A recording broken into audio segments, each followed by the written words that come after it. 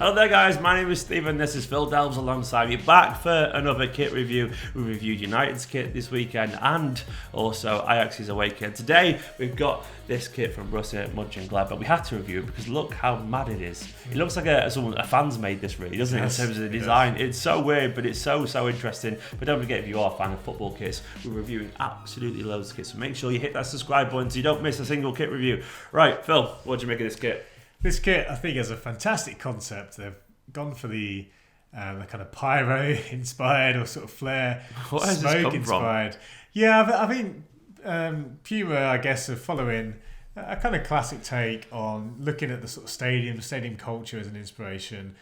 We've seen it with a couple of kits, a bit like the Chelsea kit, albeit that was a much different take, a much more kind of on the actual stadium itself. This is much more. Are they known for pyro and all that kind of stuff? To be honest, I'm not aware of that being a kind of key thing that they're known for. Although I do believe they've got quite a passionate fan base, and they had a lot of success in previous decades. So I think there's quite a strong fan base there, and obviously the design, is pretty out there. They're clearly pushing the sort of, I use the word disruptive, but that's sort of that rebellious kind of vibe, and there were some good release videos actually around it, which I quite liked. What I like about this already, in terms of, we've seen quite a few Puma kits for next season already, and we've viewed like Palace's, Dortmund's, and they've all got this kind of like little block on the shoulder of thing, and they've just essentially abandoned that for that. So it feels like they're all a little bit different. So Puma's obviously not afraid of messing up with their templates and whatever, and changing it to be a little bit more bespoke. And I like that about that. To be fair to it, it's you just never see kits with smoke on and all that kind of stuff. Don't. So it just feels a bit nice, because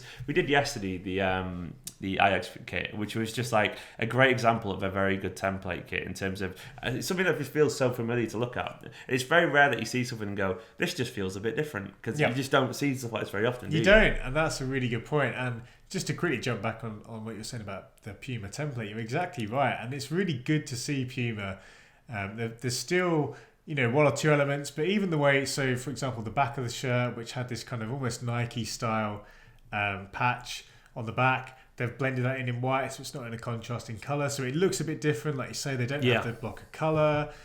Little things like that go a really long way. It's the kind of thing which made, which I think people basically look at this and don't think it's a template, even though it's got a lot of similar features, and that's the best thing you can ask for a big brand. If you have a template and somehow hide the fact that it is, it's just brilliant. Yeah, and I think Puma are actually doing a lot of really good things. I would go out and say that they're definitely improved from last year already in terms of just broadly speaking their kits, so it's really good to see. Now I think Monchengladbach are kind of looking to have some interesting colour schemes in general. I think their kit's got quite a nice colour scheme, and the crest is one of the best in football in my opinion. It's just it just looks incredible. It looks brilliant and cool. Great shout. No, we can't really ignore that sponsor, can we?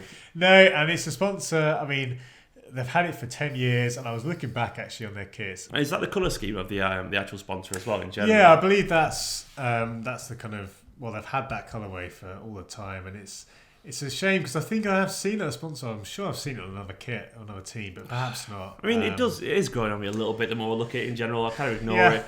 But anyway, we get to the point now where I think, is there anything you change about this kit? Have you mentioned off camera to me as well about the shorts there, in terms of how you wish it had kind of black shorts? Yeah, that's the thing. We're not reviewing the full kit. We're just reviewing the shirt. But if we were, I would definitely make more of a point of the fact that they're going to go with white shorts, I believe, for the final kit, but it looks, I think, a lot better in black, just because the smoke looks like it's rising from and the back as well. You were happy with, were you either? That's it. Yeah, I think to me, for this direction of a shirt, which is obviously quite out there, it's a little bit kind of too conservative. Why not rise the smoke a bit? Have it a bit more ridiculous. Have that what's essentially on the front, on the back. You'd still have plenty of room for the name and number. But I think these are obviously things we like, the fact when brands try something new. Yeah.